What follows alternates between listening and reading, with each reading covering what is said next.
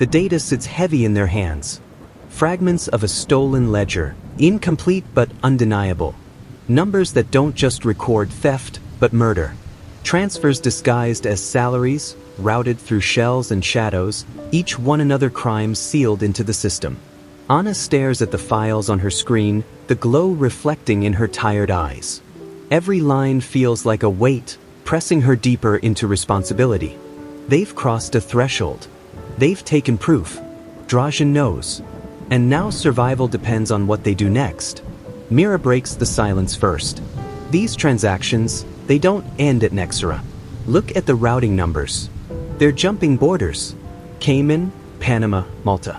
Offshore havens. This isn't just wage theft. It's a global laundromat. Jamal leans forward, his anger simmering. Then that's where we go. We follow the trail. Every shell company, every offshore bank. We dig until we find Drazen's heart, and we rip it out. Noor shakes her head, her voice thin with fear. You talk like it's simple. These aren't just banks. These are fortresses. Places built to hide money from governments, from regulators. And you think 5 of us can just walk in digitally and pull back the curtain? We're children poking at giants. Leo speaks calmly, his fingers already sketching network maps across his tablet. Maybe we are, but giants leave footprints. Offshore doesn't mean invisible. It means layered, disguised. If we peel back enough layers, we'll find the path. The argument simmers, but the decision is already made. They cannot stop. Stopping means silence. Silence means Ruiz's fate. They will follow the trail into the offshore shadows. Preparation begins.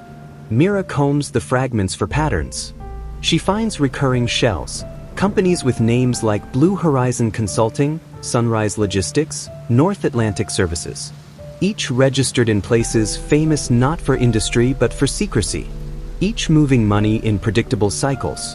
She traces them across jurisdictions, like stepping stones across a dark river. Jamal runs simulations against dummy banks, testing how much data they can pull without setting off alarms. He builds scripts to mimic regulators, tools that look like compliance checks but are really windows into hidden vaults. Noor monitors chatter in dark forums, watching for whispers of contractors moving through the city. She grows thinner, her face pale with lack of sleep, her hands trembling when she types. Fear eats at her, but she stays, tethered by a fragile sense of loyalty and the knowledge that there is no safe exit. Leo studies swift messages, the global veins of money. He learns how funds bounce across correspondent banks, hopping from one institution to another before settling in havens where transparency ends. He builds trackers that ride those hops, catching fragments of truth before they vanish. And Anna, always Anna, keeps the crew together. She listens to the arguments, balances the fury of Jamal with the fear of Noor, steadies Myra's obsession, tempers Leo's detachment. Leadership is not what she wanted, but it is what she carries. Meanwhile, Drazen prepares his counterstrike. In his penthouse office, he studies reports from his contractors. They've traced anomalies to 4 nodes, narrowed their search to a handful of districts in the city. They haven't found faces yet, but Drazen is patient. He has hunted men across continents. A few young coders hiding in apartments do not scare him, but the offshore trail concerns him. The ledger fragments confirm what he already knows. They saw enough to follow the money. If they trace it too far, they won't just expose Nexera, they'll expose partners, oligarchs, even governments complicit in his network. That cannot be allowed. He orders his chief of security to activate an old contact, a former intelligence operative, trained in surveillance and counterintelligence, now available for the right price. His task is simple: infiltrate the city, identify the crew, dismantle them quietly. No headlines, no trails. Only silence. The next week unfolds like a chess match. Anna's crew digs deeper, connecting shells to offshore banks. Each name is another mask, another layer of shadow. But the patterns emerge. Every phantom employee, every ghost account at Nexera funnels eventually into one of 3 hubs: the Cayman Islands, Panama, and Malta. Anna stares at the map Mira has drawn on the wall, red strings connecting dots across oceans. This is it. This is the empire. Offshore shadows. All of it ends here. Jamal smirks grimly. Then let's turn on the lights. But light is dangerous. Offshore banks are guarded by digital walls designed to repel governments, regulators, and hackers alike. Any intrusion risks exposure, not just to Drazen, but to global watchdogs who will not hesitate to prosecute anyone caught peeking. Leo explains the stakes. If we go in too loud, we don't just risk Drazen. We risk Interpol, the US Treasury, Europol. These systems don't care who you are. They care that you don't belong. And once you're marked, there's no erasing it. Anna nods. Then we don't go in loud. We go in like ghosts. One transaction at a time. The plan is simple in design, brutal in execution. They will piggyback on Nexra's own traffic, inserting themselves into legitimate transfers as silent observers. They won't steal. They won't alter. They will watch, record, and follow. Every hop, every bounce, every disguise. Until they see where the river ends. The first attempt comes on a Friday night. Nexra pushes a batch of payroll, millions disguised as salaries for ghosts. The crew intercepts, their tools slipping quietly into the stream.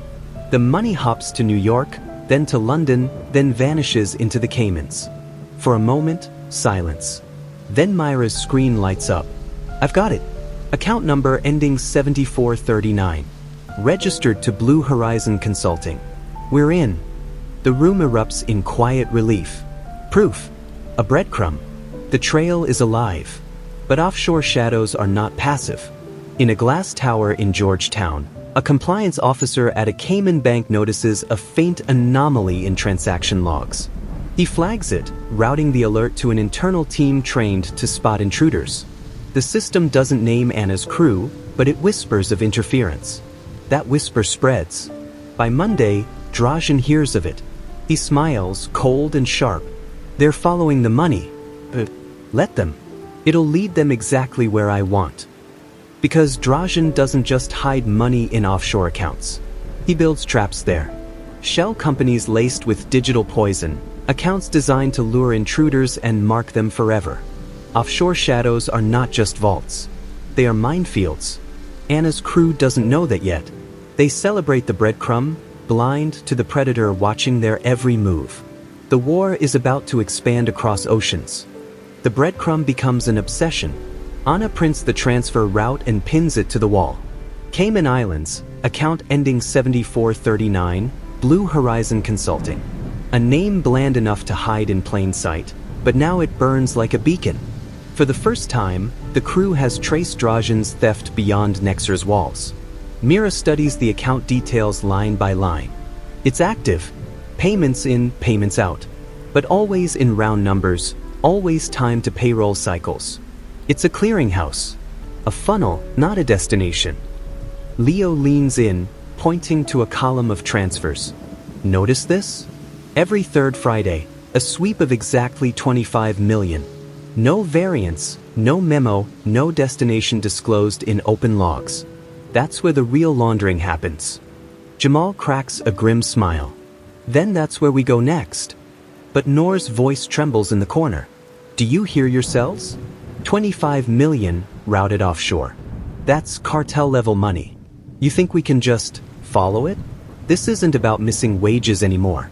This is about guns, drugs, governments. If we keep pushing, we're not whistleblowers. We're enemies of entire states. Anna doesn't dismiss her. She nods slowly, acknowledging the truth. You're right, but Ruiz didn't die over wages. He died over this. If we stop now, it's his silence all over again. We owe him more than that. The plan forms. They'll track the sweep, but indirectly. Instead of attacking the Cayman account head-on, they'll watch from the edges, sniffing the pathways, monitoring correspondent banks. It's like following a shadow across a wall, never looking at the source directly. Leo crafts the tools. He builds packet sniffers disguised as regulatory bots, compliance checkers that regulators themselves use. Jamal tests them against open-source bank sandboxes, hammering them until they slip past unnoticed. Mira feeds them targets, lists of shell companies with overlapping directors and recycled addresses. Noor monitors the chatter, her eyes dark with sleeplessness. The night of the sweep arrives. Midnight in Cayman, Friday evening in the city. The crew gathers in silence, their screens glowing like small moons in the dim apartment. The tension is palpable. One wrong move could light them up across continents. Leo whispers, "Here we go." The transfer begins. 25 million leaves blue horizon. It hops to a correspondent bank in New York, then London. Then it fragments, small pieces scattered like breadcrumbs, each routed through different shells. Mira traces one fragment. Panama, account under Sunrise Logistics. Another shell. Jamal grabs another. Malta, North Atlantic Services. Same pattern. The web spreads, each line another shadow. Came into Panama to Malta, then outward again into Hong Kong, Dubai, Zurich. The money moves faster than thought, faster than any regulator could follow. But Anna's crew records every step, every hop. For a moment, exhilaration fills the room. They are pulling back the curtain on a billion-dollar empire. They are seeing what no one else dares to look at. Proof that Drazen's wealth is not just theft but organized crime, hidden in offshore shadows. But then, something changes. Leo frowns at his screen. Wait, that's not right. This fragment, it doubled back. The others lean in. A transfer from Malta loops strangely, pinging back to Cayman before disappearing. A circular route, unnatural, suspicious. Myra's face pales. It's a honeypot. The trap. They've laced some of the shells with tracking markers. If we touch it directly, they'll see us. Jamal swears under his breath. So we stop. We've got enough proof already. But Anna shakes her head. No, we can't stop now. We just learned Drazen isn't just hiding money. He's guarding it with poison. That's proof too. We need to map the traps, not just the paths. Against their fear, they press on carefully, skirting the poisoned shells, marking each one red on Myra's map. By dawn, the wall is covered in strings.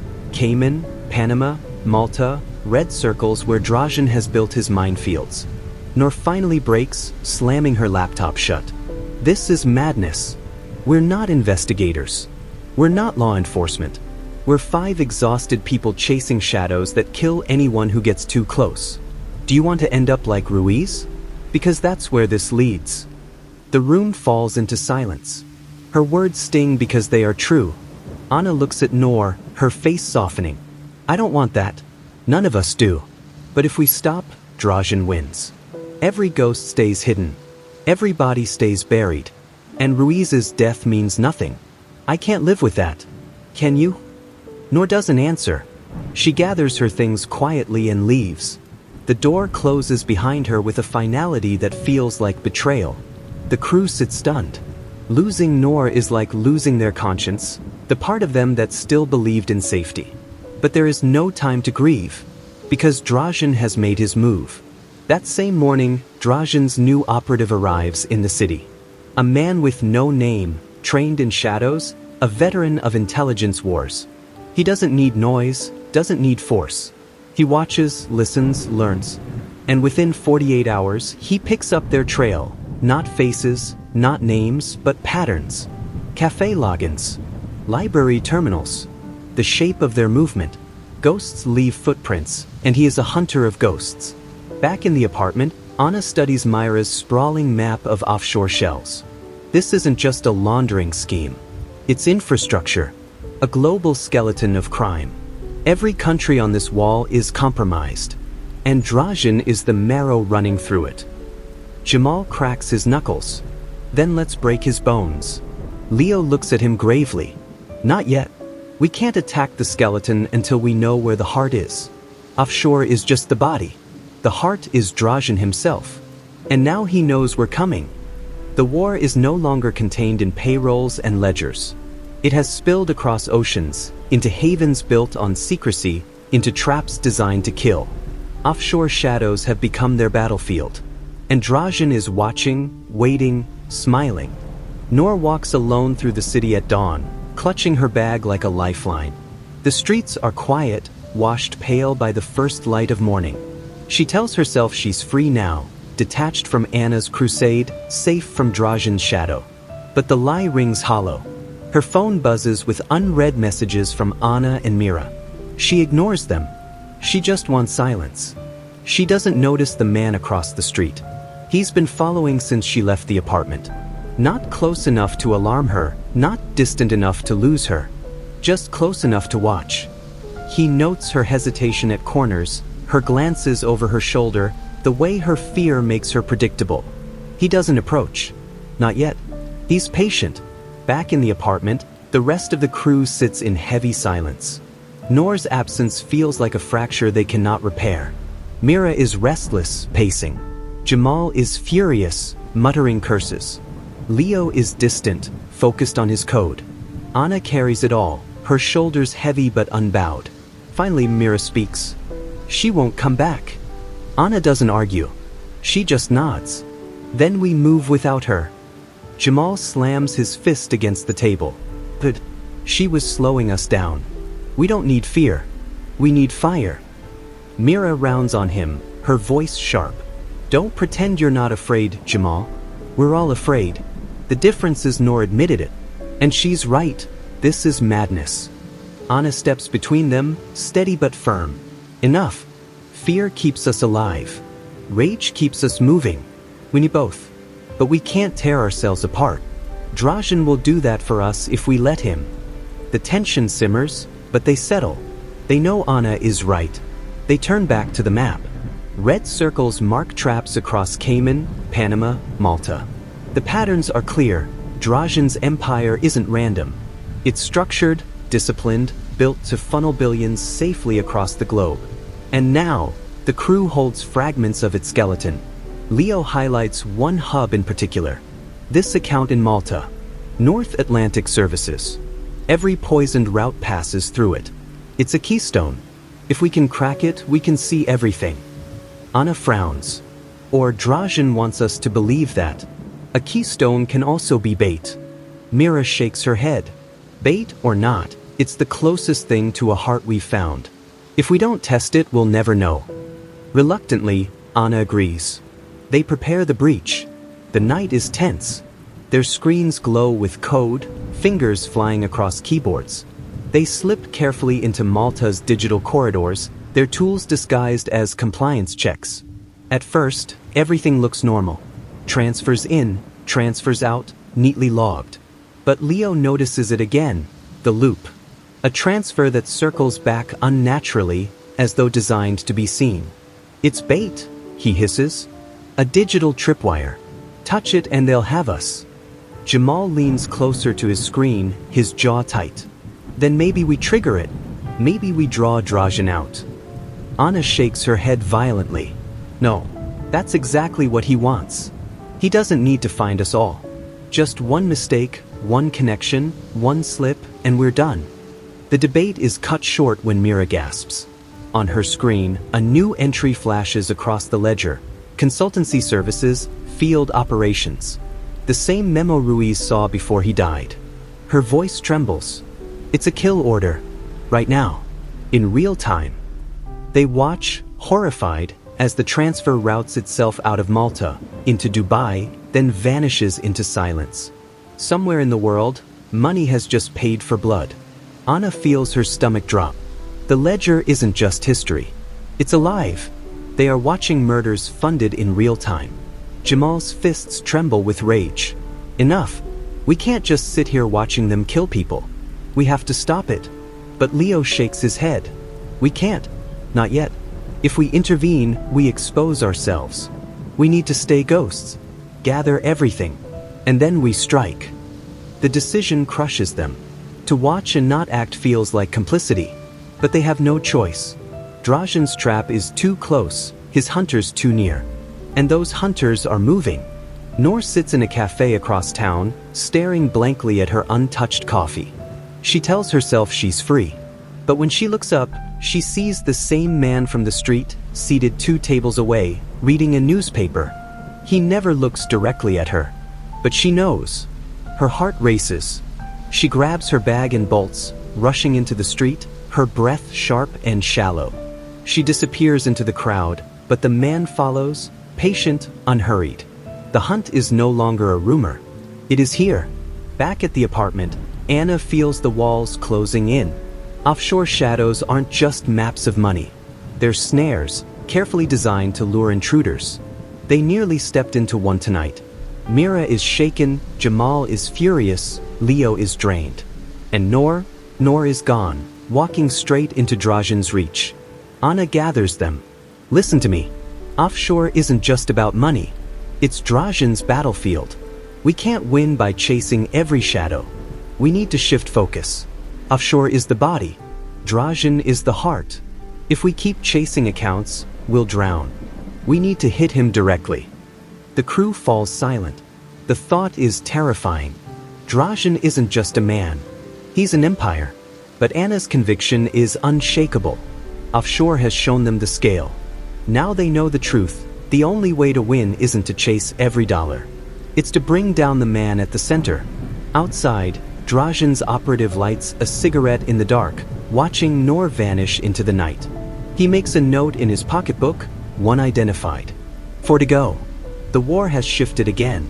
Offshore shadows stretch across the world, but the hunters are already inside the city. Anna whispers to herself, a vow more than a plan. We don't stop until Drazen falls. And for the first time, she believes it. The penthouse gleams like a fortress of money. Floor-to-ceiling windows overlook the city skyline, where Wall Street towers burn their lights deep into the night. Victor Drazen's guests arrive without names. Hedge fund managers who never file in their own signatures. A former senator's aide turned consultant. Real estate magnates who launder fortunes through glass condos in Miami, New York, and Los Angeles. They don't say cartel. They don't say corruption. They call it continuity. They call it stability. They talk about flows, not blood. At the head of the long table, Drazen shows them the map. Nodes glow like beating hearts. Cayman Islands, Malta, Dubai, Zurich. The money moves offshore, yes, but it always comes back. Into American real estate. Into Wall Street equities. Into political donations that buy silence. Gentlemen, ladies, Drazen says, his voice calm and cool. The system isn't compromised. It purrs. Offshore shadows keep your investments clean, and the engine keeps the workforce docile. The noise you've heard, small disturbances, labor unrest, hackers, nothing systemic. But his partners shift in their seats. Because there is noise. Compliance reports whisper of mismatched ledgers, accounts that don't quite balance. For the first time in years, Victor Drazen looks like he's covering cracks instead of controlling the board. Across the river, Anna's crew watches from a distance. They've traced his empire, billions stolen through ghost payrolls, funneled through shell companies offshore, then cycled back into the United States. Myra's wall map shows red threads that start in Cayman, Panama, Malta, but always end in Manhattan banks or Florida real estate. This isn't just wage theft, she says. This is the reason rents keep climbing in Miami. Why teachers' pensions vanish. Why factory towns lose their jobs. Drazen isn't just stealing from us, he's stealing from everyone. Jamal slams the table. Then let's hit him where it hurts. Zurich, Dubai, Lagos. There is funnels. But the money comes back here. We make the contradictions visible, we make his American partners nervous. Leo nods grimly. Doubt is poison. If Wall Street thinks Drazen can't keep his books straight, they'll pull their hands away. That's how empires die, not with headlines, but with silence. But Drazen has already set his hunter loose. The nameless operative who's been shadowing Noor now widens his net, searching for the patterns that will lead him to the rest of the crew. He doesn't need to catch them all. Just one mistake, one slip, and the chain will break. And in the apartment, Anna feels the weight of what comes next. Offshore was shadows. Now they're stepping into fire. We don't just expose accounts, she says. We force Victor's partners, his American partners, to question him. We turn their greed against him. We make the banker play defense in his own game. The crew stares at her in silence. They know it's not just Drazen they're up against anymore. It's the entire American machine that feeds on his shadows. And somewhere downtown, a compliance officer at a New York investment bank opens a file he shouldn't, sees two ledgers telling two different stories, and feels his pulse quicken. For the first time, Victor Drazen's empire looks mortal. Night falls heavy over the city. The streets hum with taxis, neon, and the endless churn of money. But inside Anna's apartment, the crew prepares for something bigger than a hack. This isn't just code anymore. This is pressure. Leo explains it in simple terms. Zurich holds the vaults. Dubai runs the corridor. Lagos launders the dirty entry points. We don't touch the money. We touch the ledgers. We make them disagree. And when billion-dollar partners see contradictions, they panic. Panic kills faster than theft. Jamal grins, wolfish. We're not thieves anymore. We're arsonists. Mira sets up the scripts, her fingers shaking not from fear but from exhaustion and adrenaline. Each line of code is a fuse, carefully threaded through offshore systems. The goal isn't destruction, it's mistrust. She wants Drazen's empire to argue with itself. Anna watches the screens, her face hard. We go quiet, we go slow. No signatures. No glory. Just whispers. Enough to make his Wall Street allies sweat. The midnight they launch. In Zurich, a ledger entry for North Atlantic Services suddenly conflicts with a filing in Dubai. Dubai's numbers don't align with Lagos's import reports. Lagos's logs show shipments that Zurich never approved. To an outsider, it looks like corruption or incompetence. To Drazen's partners, it looks like liability. At a midtown law office in New York, a compliance officer stares at the discrepancy, his pulse racing. If regulators ever saw this, it could trigger subpoenas, asset freezes, even prison. He doesn't care about Drazen. He cares about survival. Within hours, whispers ripple through private channels. Can Drazen still guarantee silence? Back in the penthouse, Drazen's phone buzzes with encrypted calls. Oligarchs, hedge funders, real estate partners, each one demanding answers. Each one reminding him that they are not loyal, only invested. Drazen's smile cracks for the first time. I'll fix it, he says, voice calm but sharp. Don't mistake noise for collapse. But inside, he feels the shift. The Americans, his most crucial lifeline, are questioning him. And Anna's crew, hidden in their apartment, knows they've drawn blood. But victory tastes bitter, because Noor isn't there to share it. She's alone, moving through the city with paranoia etched on her face. She senses the man following her now. He's careful, patient, but she can feel the eyes on her back. She knows she can't keep running forever. The hunter writes in his pocket notebook, subject isolated. Weakest link. He doesn't need to strike yet. He just needs to wait for her to lead him home. Meanwhile, Anna gathers the crew. Her voice is steady but heavy. We proved Drazen isn't untouchable, but now he knows the attack is real. Offshore shadows were traps. This is war, and war means casualties. Mira looks at her with tired eyes. You mean Noor? Anna doesn't answer. She doesn't need to. The silence says everything. Jamal slams his fist against the table. Then we go harder. We don't just bruise him, we break him.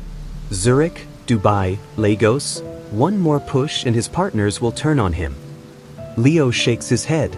One more push, and Drazen unleashes everything he has. His mercenaries, his operatives, his killers. He won't just defend his empire. He'll burn cities to keep it. Anna looks at the map of offshore hubs glowing on Myra's wall. Red strings crisscross oceans, but every one of them leads back here, to the United States, to Wall Street, to Miami condos bought with blood. Her voice is low, almost a whisper. Then we burn with him. Because if we stop now, Ruiz died for nothing. Noor runs for nothing. And every worker he stole from stays invisible. That's the cost. The room goes silent. Outside, the city looks the same. Neon, taxis, skyscrapers. But inside, everyone feels it. The war has escalated. Offshore games are over. Now Drazen himself is the target. And in the penthouse, Victor Drazen stands at the window, staring at the skyline like it's a balance sheet. For the first time in years, he feels the faintest pulse of fear. Not from regulators, Not from rivals. From ghosts he hasn't yet seen. Ghosts who have just made the banker play defense in his own game. Episode 7 Part 1. The air in the apartment has changed. What used to be tense but united now feels fractured, every glance edged with suspicion. They've tasted victory in Zurich, Dubai, and Lagos, proof that Drazen can bleed. But with victory comes a new fear, that Drazen knows who they are, where they are, and how to turn them against each other. Anna sits at the table, her eyes on the glowing map taped across the wall. Red strings stretch between offshore havens and U.S. cities. Wall Street, Miami, Los Angeles. For weeks, it felt like strategy. Now, it feels like a target. Mira paces, muttering under her breath. It's too clean. The way those ledgers broke? Too clean. Like he wanted us to find them. Jamal scoffs. Paranoid much? We made him stumble. That's all. Stop looking for ghosts inside ghosts. But Leo doesn't dismiss her. His voice is flat, analytical. She's right. Drazen didn't build an empire this big without redundancies. If we saw cracks, it's because he allowed us to, which means he's studying us through the same cracks. The words hang heavy. Anna says nothing, but her silence speaks volumes. Then the fighting starts. Jamal pushes back from the table, his anger sharp. Enough of this doom talk. We hit him, and we hit him hard. Zurich shook. Dubai wavered. Lagos almost collapsed. One more push and his Wall Street buddies will cut him loose. That's our win. Mira whirls on him, fury in her voice. You think this is a game? You think Drazen won't respond? People die in his wake, Jamal. Ruiz died. Noor is gone because of him. You think he won't burn us next? Jamal's fists clench. Then maybe Noor shouldn't have run. Maybe she was the weak link all along. The room goes still. Mira steps forward, her face pale with rage. Don't you dare blame her. Don't you dare. Anna slams her hand on the table, her voice cutting through. Stop. All of you. This isn't about Noor. This isn't about Ruiz. This is about Drazen. And if we keep fighting each other, we'll hand him the victory without him lifting a finger. The room quiets, but the damage is done. The seed of doubt has been planted. Outside their walls, Drazen's hunter is already moving. The nameless operative who's been shadowing Noor now turns his attention elsewhere. He has pieced together fragments of their digital signature, enough to know there are 4 left. He doesn't know their names yet, but he knows human nature. Pressure breaks bonds. Fear breeds betrayal. He doesn't have to find them all, he just needs one to crack. Back in the apartment, Anna calls a meeting. She lays it out cold. We're in a war. Wars aren't won by ego. Wars aren't won by panic. They're won by discipline. We keep moving or we die. But if any of you can't keep going, say it now. Better to leave than to break us from the inside. Silence answers. No one leaves. But the silence feels false, heavy, like someone wanted to speak but swallowed the words. Later that night, Mira finds an anomaly in their logs. A ping. A tiny echo of data sent outward during their last strike. At first she thinks it's nothing. A ghost packet, a glitch. But the timestamp matches their Zurich infiltration exactly. Someone inside routed a sliver of information out. A breadcrumb. Her hands tremble as she tells Anna. It came from inside. Someone leaked. Anna's stomach twists. She doesn't want to believe it. But the evidence is there. The enemy is no longer just Drazen. The enemy might be sitting in this very room. Meanwhile, Drazen sits in his penthouse, staring at his reflection in the glass. His phone buzzes with a new message from the operative, source found. Contact in place. They won't see it coming. Drazen smiles, cold and precise. The first crack has appeared. Soon, the whole structure will collapse. Back in the apartment, Mira whispers what no one wants to hear. There's a traitor among us. And in the silence that follows, every heartbeat feels like betrayal. The apartment feels smaller now. Every sound, a chair scraping, a keyboard tapping, a phone buzzing, carries suspicion. Where once the crew worked like a single organism, now every heartbeat feels separate, fractured. Anna tries to hold them together. She speaks calm, steady, as if her voice alone can glue them. We stay focused. Drazen wants us to doubt. If we turn on each other, he wins. But Mira can't let it go. She replays the packet leak again and again, the faint echo of data leaving their system. It isn't random. It isn't a glitch. Someone sent it. Jamal notices her watching him. His jaw tightens. What?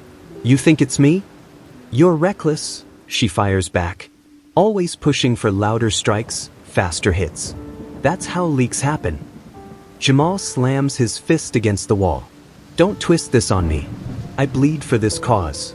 I risk my neck every night while you sit and analyze. If anyone's leaking, it's the one who hides behind code. Mira steps forward, her eyes burning. You'd sell us out for pride. Don't pretend otherwise. Anna intervenes, her voice sharp. Stop it. Both of you. If we let Drazen's poison in, it'll tear us apart. But the words don't soothe. They only settle over the room like a blanket of unease. Leo, as always, is quiet, but his silence now feels heavier, like absence. His eyes avoid theirs, his hands typing lines of code no one else can see. Mira notices. She files it away. That night, Anna takes shifts for watch. Everyone sleeps in the same room now, not for comfort, but for surveillance. She listens to their breathing in the dark, wondering if one rhythm hides betrayal. Meanwhile, Drazen's operative meets him in the penthouse. A shadow of a man, his face forgettable, his voice flat. They don't know who it is yet. They're doubting each other. It won't be long before one makes a mistake. Drazen leans back in his chair, savoring the whiskey in his glass. But let them choke on their own suspicion. When they finally see the knife, it will already be in their backs. The operative nods once. One of them is already with us. Drazen smiles. I know. Back in the apartment, sabotage begins small. Logs that don't match. Scripts that fail without explanation. A line of code disappears from Myra's repository, replaced with a blank space. At first, she blames fatigue. Then she blames Jamal. But when she confronts him, he swears on Ruiz's name it wasn't him. Anna tries to mediate, but her own doubts creep in. She's caught between loyalty and evidence, between her gut and her fear. Then the first Real hit comes. They launch a test probe into a Legos shell, nothing large, just a whisper meant to check pathways.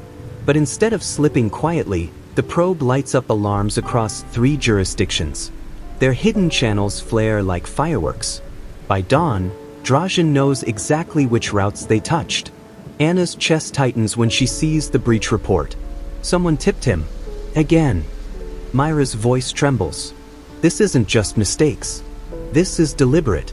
Someone inside is feeding him. Jamal glares around the room. Then we find out who. Tonight. They argue for hours. No one admits guilt. Every denial feels like performance. Every accusation sharpens into anger. And through it all, Leo stays silent, typing, watching, recording. Anna pulls Mira aside. Her voice is hushed. Do you think it's him? Mira hesitates. I don't know. But he's different. Detached.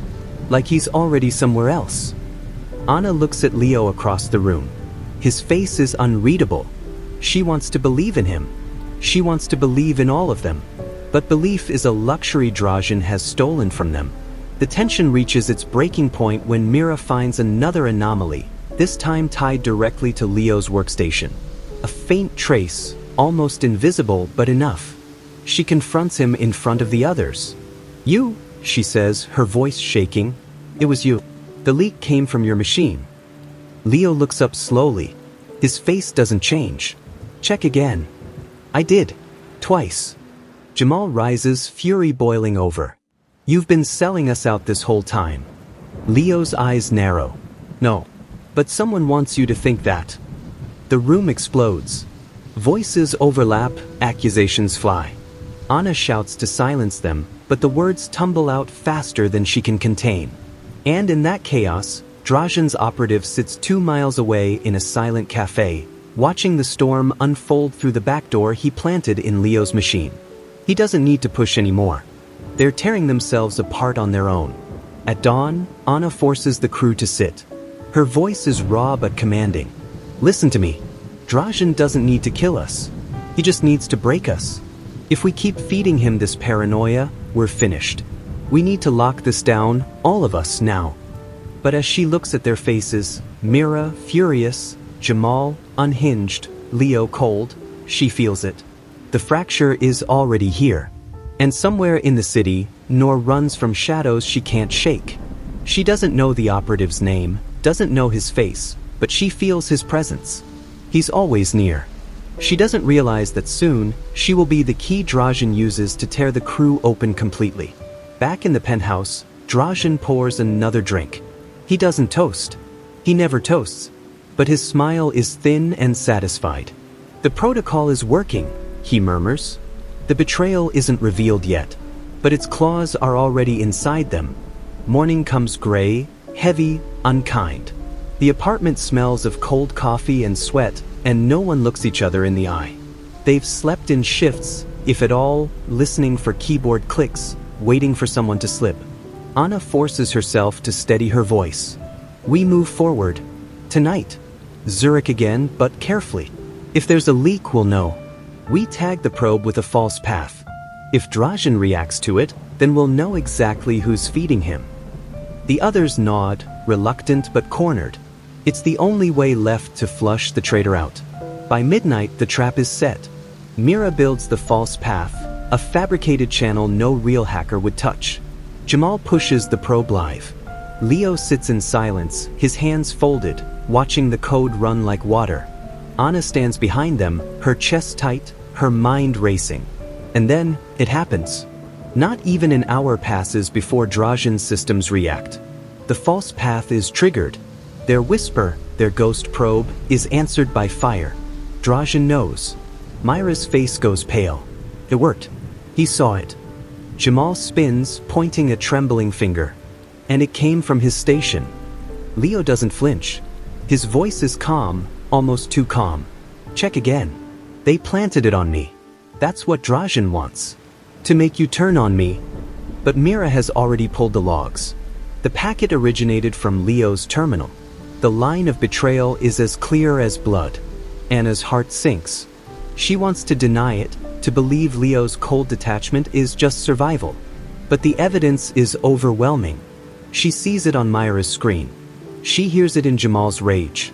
She feels it in her own gut. Leo, she whispers. Why? For the first time, Leo meets her eyes. His face is unreadable, because wars are won by survivors, not martyrs. Jamal lunges, fists raised, but Anna stops him with a shout. Enough! She turns back to Leo, her voice breaking. You sold us out? Leo exhales slowly. I sold myself out. You think Drazen doesn't know all of us by now? He does. He gave me a choice. Feed him crumbs or get buried with the rest. I chose crumbs. The room erupts. Mira sobbing, Jamal cursing, Anna silent and hollow.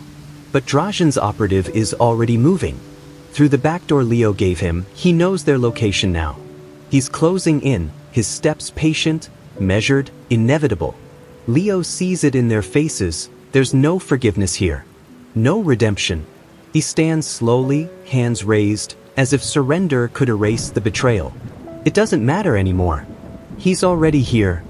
And as if on cue, the power flickers. The hum of the building shifts. Anna feels the weight of it in her bones. Drazen's reach has arrived. She grabs Myra's hand, pulls Jamal toward the door. We move. Now. But Leo doesn't follow. He sinks back into his chair, eyes fixed on the code he once built to save them, now poisoned by his own hand. Go, he murmurs. You won't make it if you stay. Anna stares at him, torn between rage and grief. She wants to scream. She wants to kill him. Instead, she nods once, sharply. Then she pulls the others out into the night. Behind them, the apartment falls silent. Only Leo remains, alone with the ghosts he created. Across the city, Drazen lifts his glass in the penthouse. The operative's message flashes on his secure phone. Nest fractured. Target fleeing. Drazen smiles. Good. Let them run. The protocol is complete.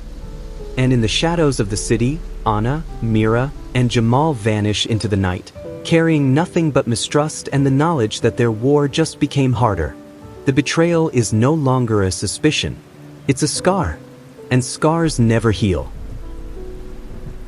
For more interesting story, turn on notification, and please subscribe to Dark Wealth Files.